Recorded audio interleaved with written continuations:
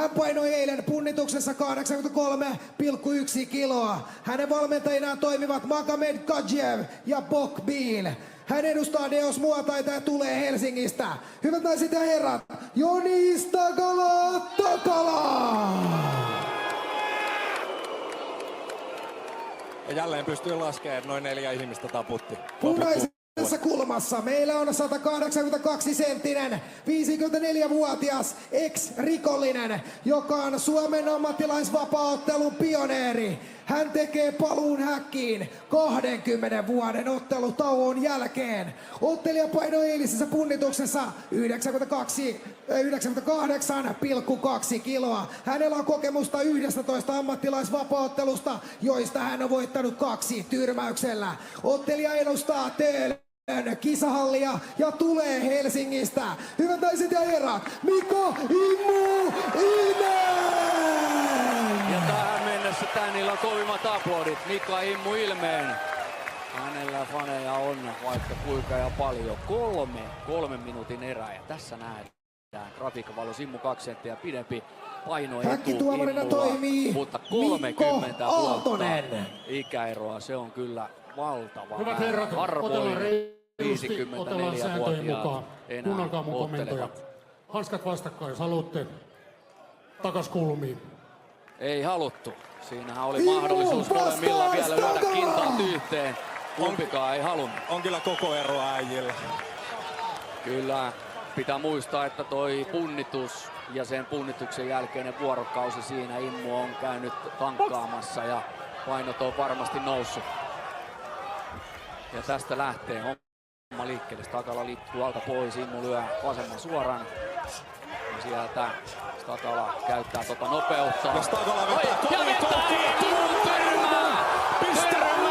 Stakala tyrmää totaalisesti Immun. Tässä käy se hurja tilanne, mitä eikä kukaan odottanut.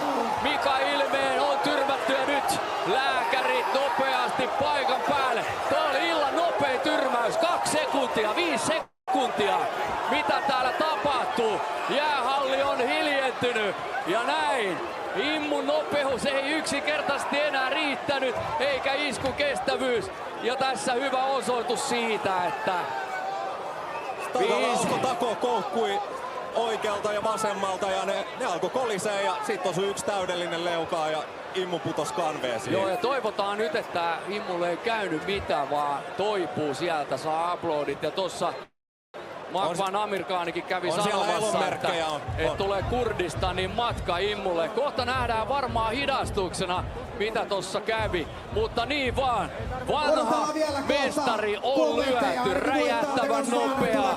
Joni Takala on voittanut ja täytyy sanoa, että ne puheet, että Stakala ei olisi lahjakas, niin mitä vielä? Tolla kokemuksella näin näyttävä tyrmäys ja mikä lyöntivoima Joni Stakalalla oli. Hän on kyllä yllättänyt monet ja Stakalakin siellä herraspiehenä tietysti menee katsomaan. Tämä ei ole koskaan ottelijallekaan myöskään kivaa, että tulee kaveri lyötyy untemaille. Vaikka on suuta soitettu, niin en usko, että Stakala nyt kyllä mitenkään niinku juhlii.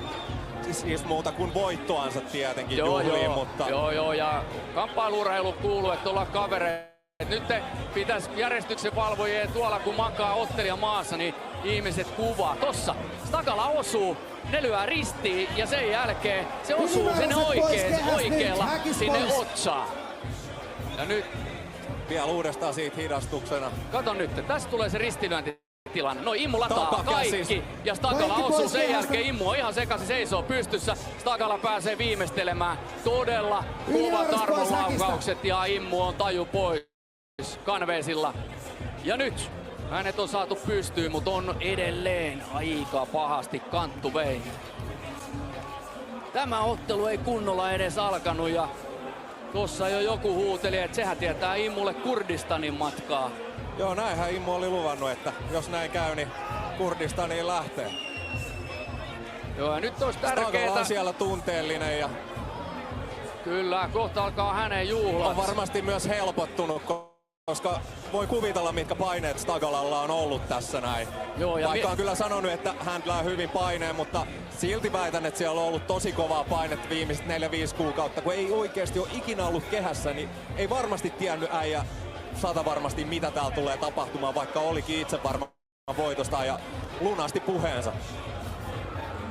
Ja voi vaan kuvitella paljon Immuun korpea tällä hetkellä, kun hän katsoo hidastuksena. Tämän helppo virhe, lähti lyömään risti ja hänenkin kanssaan ja hänen taktiikka monesti ei pidä lähteä repiin heti se Stagalan kava ottaa nätisti, mutta mitä vielä, lähti lyömään ekalla sitä ulos. Ei ehtinyt, Stagala osui ristiinlyönnillä otsaan ja lopputulos on tässä. Mutta kyllä täytyy toivoa, että taas Stagala jatkaa tätä lajia. Hän on ihan selkeä lahjakkuus. Nyt täytyy kyllä sanoa, että sisääntulossa oli 3 taputtajaa, nyt oli useita